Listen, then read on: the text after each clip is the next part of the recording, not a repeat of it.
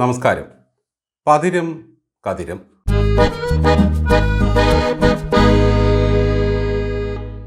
ADM Naveen Babu മരിച്ചപ്പോൾ മൃതദേഹത്തെ അനുഗമിച്ച് മലയാലപ്പുഴ വരെ വിലപിച്ചു കൊണ്ടുവന്നയാളാണ് കണ്ണൂരെ party ജില്ലാ സെക്രട്ടറി സഖാവ് MV ജയരാജൻ. ഈ മരണത്തിൽ പാർട്ടിക്ക് പങ്കില്ല എന്ന് മാലോകരെ ബോധ്യപ്പെടുത്താൻ മാത്രമായിരുന്നില്ല ആ വരവ്. ഏതെങ്കിലും തലതിരിഞ്ഞവൻ ഒരു സംശയം പറയുകയും വീണ്ടും നാട്ടിലെ ആശുപത്രിയിൽ റീപോസ്റ്റ്മോർട്ടം നടത്തണമെന്നാവശ്യപ്പെടുകയും ചെയ്താലോ എന്ന ഭയവും ആ വരവിലുണ്ടായിരുന്നു. കരയാൻ മന്ത്രി വീണ ജോർജും കലക്ടർമാരും മുമ്പിൽ നിൽക്കുകയും മന്ത്രി രാജൻ ശവമഞ്ചം ചുവക്കുകയും ചെയ്തതോടെ സർക്കാർ ഒപ്പമുണ്ടെന്നും സത്യം പുറത്തു വരുമെന്നും ആ കുടുംബം വിശ്വസിച്ചു പോയി. മൃതദേഹം ചിതയിലമർന്നതോടെ ആ മരണത്തിന് പിന്നിൽ പ്രവർത്തിച്ച പലർക്കും ആശ്വാസമായിട്ടുണ്ടാകും. ചടങ്ങുകളെല്ലാം കഴിഞ്ഞ് 16 വീടും വരെ ജില്ലയിലെ മന്ത്രിയായ വീണ ജോർജ് കരഞ്ഞുകൊണ്ടേയിരുന്നു. കൊച്ചിലേ മുതൽ എനിക്ക് കുടുംബത്തെ അറിയാമെന്നും ഒരാളെയും വിടില്ല എന്നുമായിരുന്നു അവരുടെ പ്രസ്താവനകൾ. ഏതറ്റം വരെയും പോകുമെന്നായി റവന്യൂ മന്ത്രി രാജൻ. ഏതറ്റത്ത് നിന്നുകൊണ്ടാണ് അദ്ദേഹം അത് പറഞ്ഞത് എന്ന് മാത്രം ഇപ്പോഴും അറിയില്ല. ഇന്ന് ആ കുടുംബം കോടതി കയറി ഇറങ്ങുകയാണ്. ജില്ലയിലെ സർവ്വ സഖാക്കളും ഇപ്പോഴും പറയുന്നു, ഞങ്ങൾ കുടുംബത്തിനൊപ്പം. ഗന്ധർവനൊപ്പം പാടാൻ മാത്രമല്ല, പിശാചിനൊപ്പം ആടാനും കഴിവുള്ളതാണ് ഈ പാർട്ടി.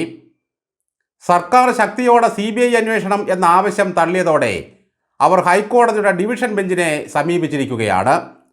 ഈ വിഷയത്തിൽ MV ജയരാജൻ നടത്തിയ ഒരു പ്രതികരണമാണ് ഇപ്പോൾ ശ്രദ്ധേയമായിരിക്കുന്നത്. ADMനെതിരായ കൈക്കൂലി പരാതി അന്വേഷിക്കണമെന്നാണ് ജയരാജൻ്റെ ഇപ്പോഴത്തെ ആവശ്യം.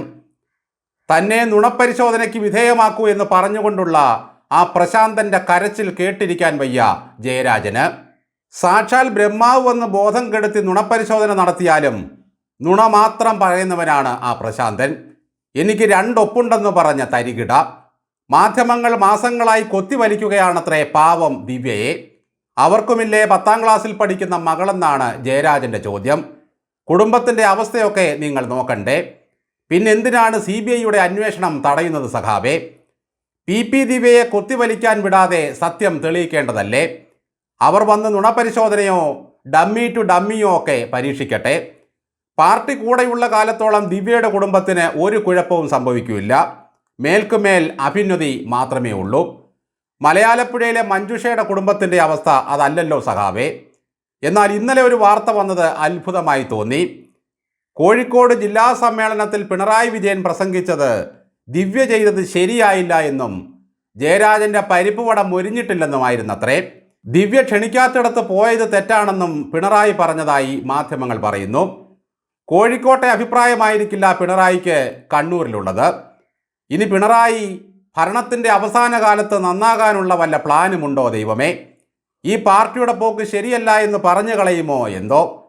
പിണറായി വിജയൻ്റെ തെറ്റുകൾ ചൂണ്ടിക്കാണിക്കാൻ നട്ടലുള്ള ഒരുത്തനും ഭൂമി മലയാളത്തിൽ സഖാവായി അവതരിച്ചിട്ടില്ലാത്തതിനാൽ അദ്ദേഹം വല്ലതും സ്വയം ഏറ്റുപറഞ്ഞാലേ കാര്യമുള്ളൂ. കോഴിക്കോട്ട് പോയി ദിവ്യയെ തള്ളിയ പുള്ളി കണ്ണൂരിലെത്തുമ്പോൾ ആ സതുദ്ദേശത്തെ വാഴ്ത്താനേ ഇടയുള്ളൂ. കഴിഞ്ഞയാഴ്ചയാണ് പിണറായി എൻ്റെ ഹീറോയാണെന്നും പാഠപുസ്തകമാണെന്നുമൊക്കെ ദിവ്യ പുകഴ്ത്തിയത്. എന്തൊക്കെയായാലും നവീൻ ബാബുവിൻ്റെ കുടുംബത്തെ ശത്രുപക്ഷത്താണ് ഇപ്പോൾ പാർട്ടി കാണുന്നത്. നാളെ അവരുടെ വീടിൻ്റെ മുമ്പിൽ പന്തല് കെട്ടി പ്രതിഷേധ സമരം നടത്തിയെന്നും വരും. വീണ ജോർജ് അവിടെ വന്ന് കുടുംബത്തിനെതിരെ പ്രസംഗിച്ചെന്നും വരും. കാരണം ഈ പാർട്ടിയെപ്പറ്റി നിങ്ങൾക്കൊരു ചുക്കുമറിയില്ല.